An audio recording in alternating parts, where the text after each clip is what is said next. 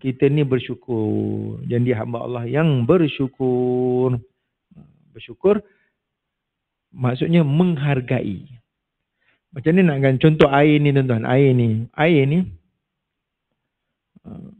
ni kita baling ke sampai dekat Gaza. Berapa harga air ni di Gaza tuan-tuan? Dalam keadaan kawan-kawan kita kebuluran.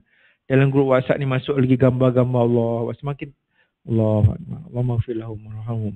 Allahumma arham syuhada'ahum. Allahumma harrim masjidil aqsa. Berapa harga air ni?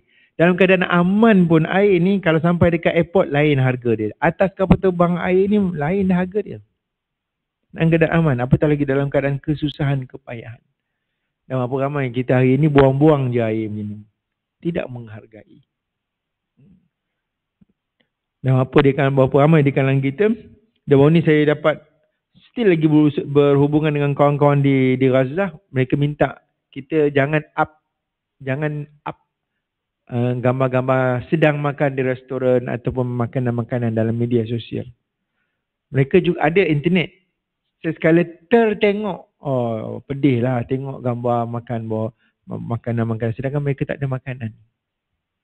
Susah nak jelaskan kata kawan-kawan dekat sini, nak jelas pada anak-anak tertengok juga.